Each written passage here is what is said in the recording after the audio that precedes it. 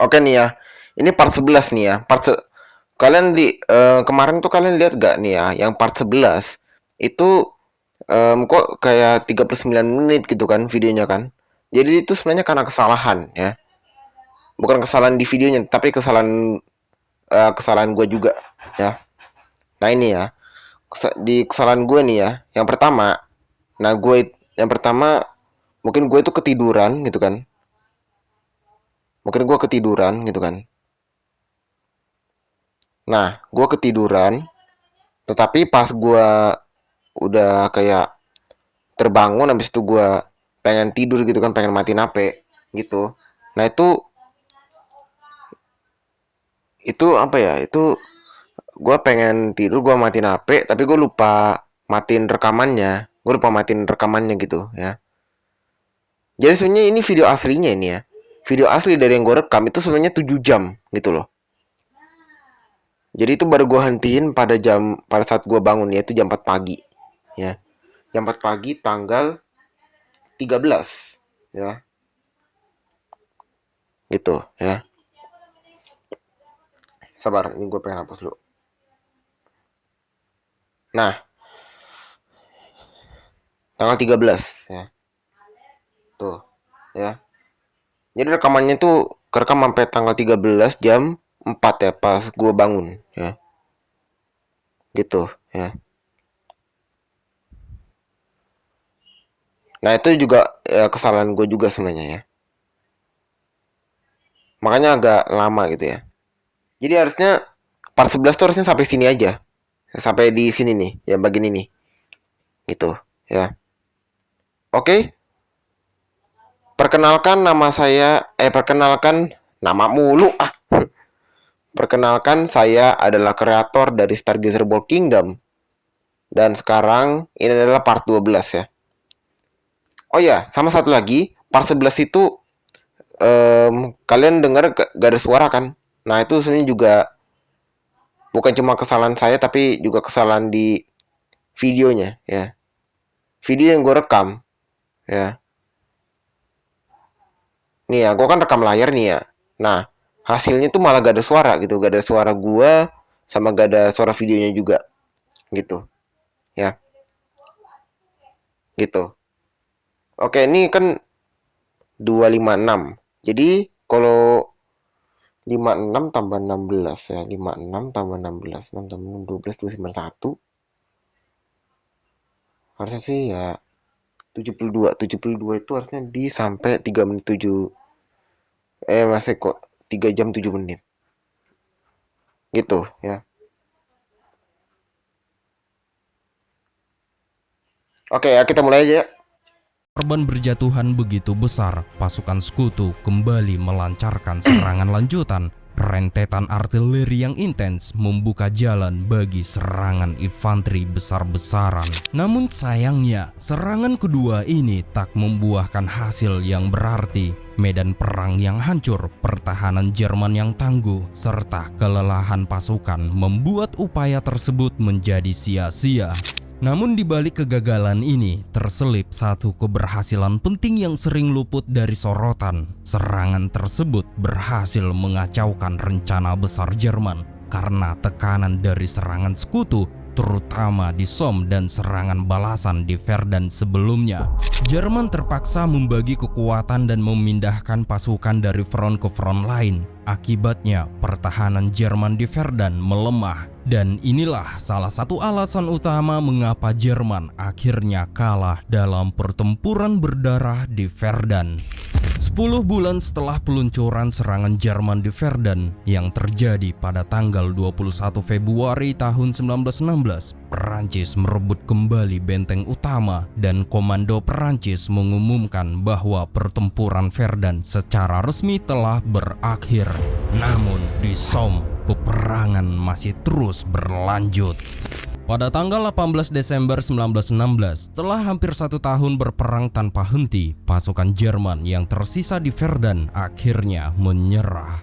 Mereka kini berjalan dalam barisan panjang. Mereka bukan lagi sebagai prajurit penyerbu, melainkan sebagai tawanan perang yang kini mereka digiring menuju kamp tahanan. Di setiap langkah pasukan Jerman ini menyanyikan lagu kematian tentara kekaisaran, dan ini menandai akhir dari ambisi Jerman untuk menaklukkan Verdun. Hat einen Kamera.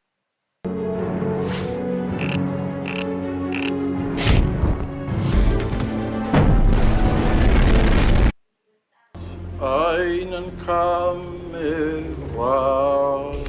Kini penduduk Verdun diizinkan kembali ke kota mereka. Meskipun kota itu hancur dan penuh luka, mereka Oke, 3 tahu menit, bahwa 17 detik. Verdun telah menjadi simbol semangat dan 3 keberanian jam 17 rakyat menit. Perancis. Pada saat itu juga 12 banyak menit. orang mulai berdatangan ke Verdun. Para orang tua, saudara, sahabat, dan para janda menyusuri bekas medan pertempuran, mencari jejak orang-orang yang mereka cintai yang hilang selama perang. Mereka datang dengan harapan untuk menemukan sesuatu seperti nama yang terukir di batu, sisa pakaian, atau tanda-tanda kecil apapun bahwa orang yang mereka cintai pernah berada di sana. Orang-orang itu tak lagi memiliki nama di dokumen resmi. Mereka disebut hanya sebagai statistik atau orang hilang. Tapi bagi mereka yang datang mencari, setiap nama adalah dunia yang hilang. Kini kita memasuki tahun 1917. Penderitaan rakyat Jerman mencapai titik terendah akibat Nah, ini blokade nanti laut Amerika yang bakal bergabung diberlakukan tahun ini, oleh yang tahun Inggris. Maka 1917. dari itu, pasokan pangan terputus total sehingga terjadi kelaparan. Diperkirakan lebih dari 400.000 warga sipil Jerman meninggal dunia akibat kekurangan gizi. Rata-rata konsumsi makanan turun drastis, kurang dari 1.000 kalori per hari. Tubuh-tubuh kurus dan mata-mata sayu menjadi pemandangan sehari-hari di kota-kota Jerman. Anak-anak merintih kelaparan dan antrian roti menggular hingga berjam-jam. Namun di balik penderitaan ini, Kaisar Wilhelm II dan para elitnya tetap menikmati makanan mewah. Mereka jauh dari rasa lapar dan derita. Kekhawatiran mereka bukanlah tentang nasib rakyat yang sekarat, melainkan bagaimana memenangkan perang besar yang terus berkecamuk di dua front. Di barat, pasukan Jerman bersiap menghadapi Inggris, Perancis, dan sekutunya. Dan di timur, Jerman berhadapan dengan Rusia.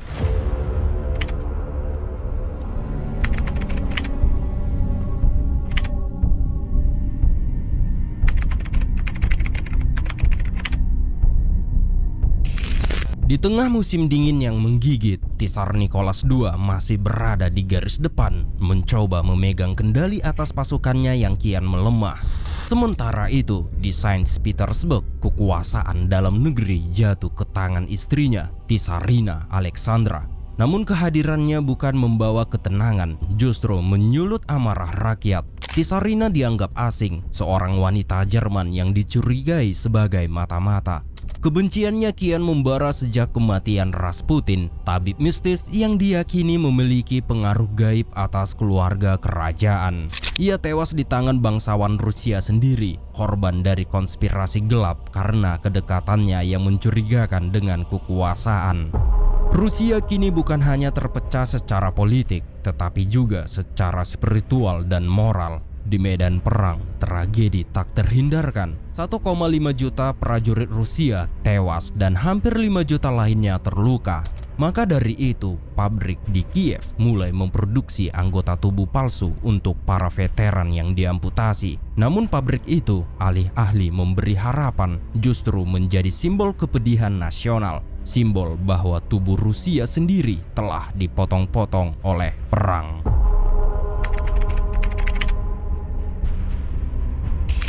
Pada bulan Februari tahun 1917, situasi di Rusia semakin memburuk. Keputusasaan menjalar hingga ke medan perang. Para prajurit mulai meninggalkan pos mereka. Ini bukan karena takut, tetapi karena perang telah kehilangan maknanya. Banyak yang memilih kembali ke rumah, bergabung dengan keluarga mereka daripada mati sia-sia dalam konflik yang tak kunjung usai. Pada tanggal 23 Februari 1917, ribuan perempuan turun ke jalan di Saint Petersburg. Mereka bukan hanya menuntut makanan, tetapi juga memprotes kelaparan, penderitaan, dan kehilangan. Kehadiran mereka memicu gerakan massa. Para pelajar dan buruh pun bergabung. Bahkan tentara yang bertanggung jawab mengendalikan massa bergabung dengan pemberontak sehingga menjadikan unjuk rasa ini menjadi gelombang sosial yang tak bisa dibendung. Dan protes ini menandai titik balik sejarah, menjadi pemicu awal revolusi Rusia, sebuah revolusi yang tidak lahir dari kekuatan senjata, tetapi dari kelaparan, keputusasaan, dan kehendak rakyat yang tak bisa lagi dibungkam. Bahkan spanduknya menyatakan bahwa warga dan tentara bersatu, damai, hidup republik, dan karamlah rezim tua. Dan pada tanggal 15 Maret 1917, Tsar Nicholas II secara resmi turun tahta. Setelah lebih dari 3 abad berkuasa, dinasti Romanov akhirnya runtuh di tengah gelombang revolusi yang tak terbendung. Di saat-saat terakhirnya sebagai penguasa, terekam momen sunyi Nicholas bersama keempat putrinya dan satu-satunya pewaris tahta, Tsarevich Alexei, anak laki-laki yang lemah yang menderita hemofilia dan dianggap terlalu rapuh untuk memimpin sebuah kekaisaran. Nicholas bahkan berusaha mencari pengganti lain, menyadari bahwa tahta itu kini tak lagi bisa diwariskan seperti sebelumnya. Pak, penumpang kelas ekonomi tidak boleh masuk ke first class dan mengganggu VIP kami. Maaf, aku hanya ingin menggunakan toilet karena yang di ekonomi rusak. Dengar kalau Anda coba-coba membuat onar. Ada apa? Sudahlah Tuan Russell, pembuat onar dengan power rendah memang suka begitu. Tuan Legend? Pria ini punya power 100 juta di Rise of Kingdoms. Beraninya kamu memperlakukannya seperti itu? Oh, hai. Maaf Pak, Saya selalu ingin bergabung dengan aliansi Anda. Bagaimana bisa power Anda setinggi itu? Gampang. Lain Salah ya. menyadari bahwa tahta Tadi gua itu cuma pengen kini lihat. tak lagi bisa diwariskan seperti sebelumnya. Sementara itu, di ibu kota, kerusuhan terus membesar. Rakyat tak hanya menuntut perubahan, mereka menuntut penghabisan akhir dari sebuah sistem tua yang telah menjerumuskan Rusia ke dalam jurang perang dan penderitaan. Pemerintahan sementara yang terbentuk setelah abdikasi Tsar didominasi oleh kalangan moderat dengan pengaruh kuat dari Kementerian Hukum. Di antara tokoh utama yang mencuat adalah Alexander Kerensky, seorang sosialis yang dikenal lantang namun pragmatis. Ia menjadi peran penting untuk mempertimbangkan nasib sang Tsar, apakah akan diadili, diasingkan, atau diselamatkan dari amukan massa. Sementara itu, Nicholas II yang kini berada dalam tahanan rumah mencoba mencari perlindungan. Ia mengajukan permohonan suaka kepada sepupunya yang bertahta di Inggris, Raja George V. Namun permohonan itu tak kunjung dikabulkan. Di balik pertimbangan diplomatik dan tekanan politik Inggris, hubungan darah tak cukup kuat untuk menyelamatkannya dari nasib yang semakin tak menentu. Raja George V khawatir bahwa memberi suaka kepada sang Tsar bisa memicu gejolak di dalam negerinya sendiri di tengah bayang-bayang gerakan revolusioner yang mulai menyusup ke Eropa Barat termasuk ke Inggris. Langkah itu dinilai terlalu berisiko.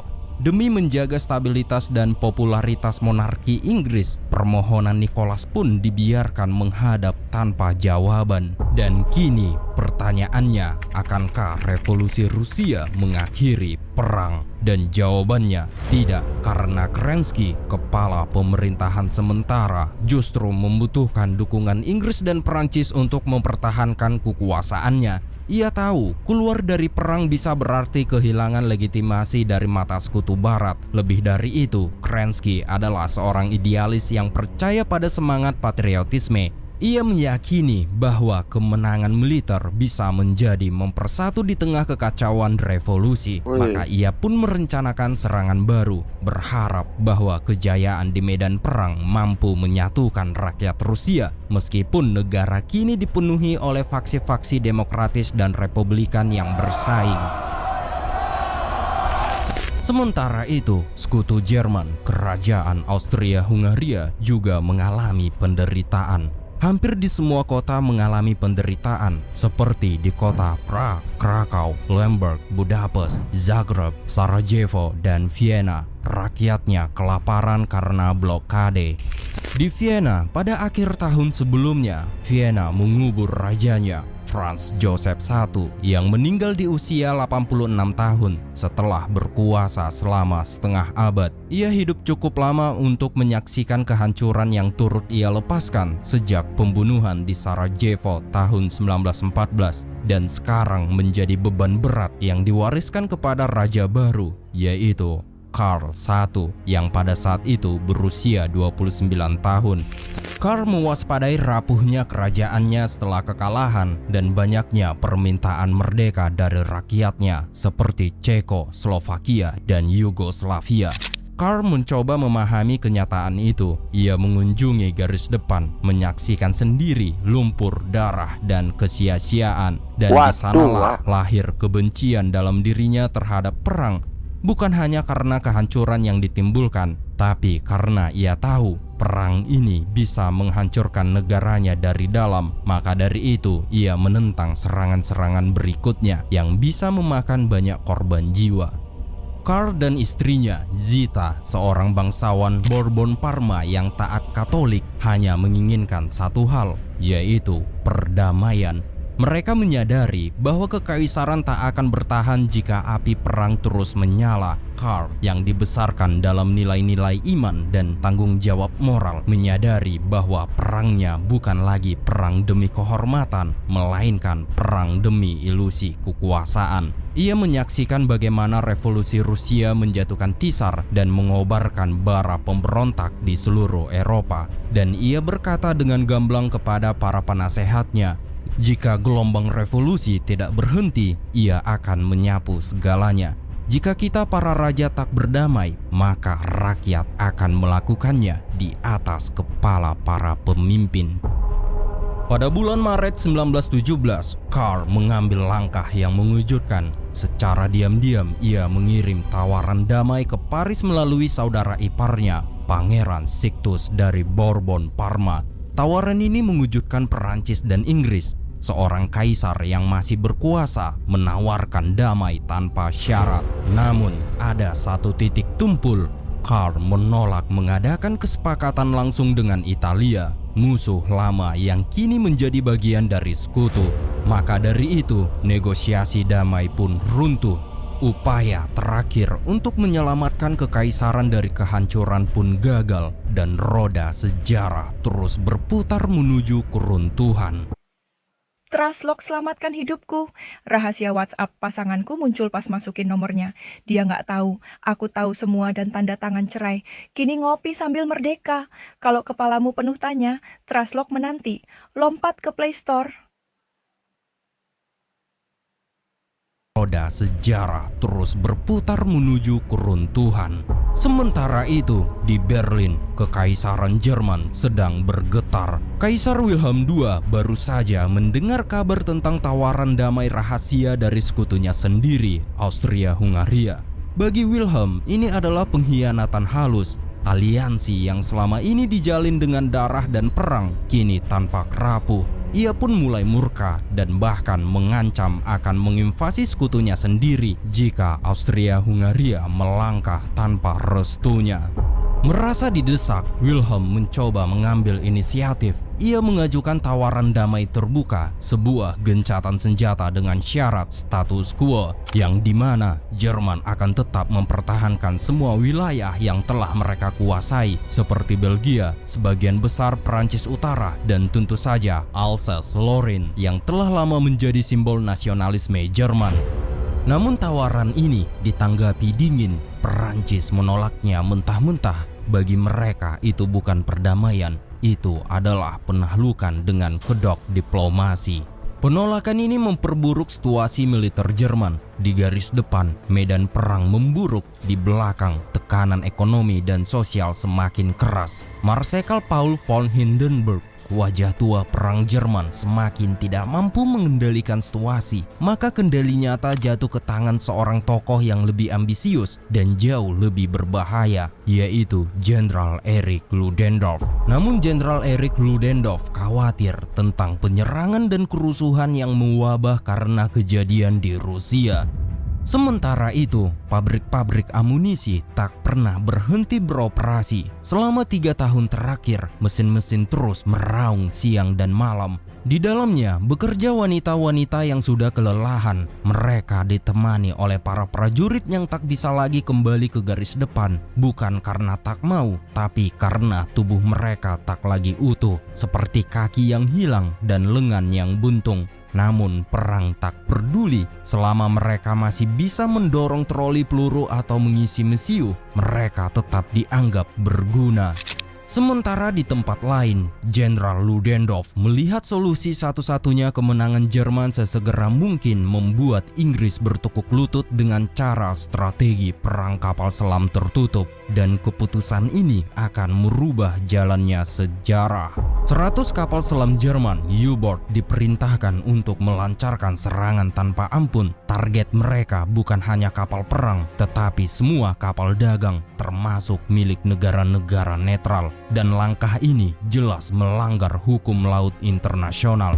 Duta Besar Jerman, Bethmann Hollweg, mulai merasa cemas. Kebijakan perang kapal selam tanpa batas yang baru saja diberlakukan bukan hanya tindakan nekat, tapi juga bom waktu diplomatik. Ia sangat tahu menyerang kapal netral, terutama milik Amerika Serikat, akan menimbulkan konsekuensi besar. Dan memang ketakutannya bukan tanpa dasar. Ia melihat negaranya mulai kehilangan arah. Strategi militer kini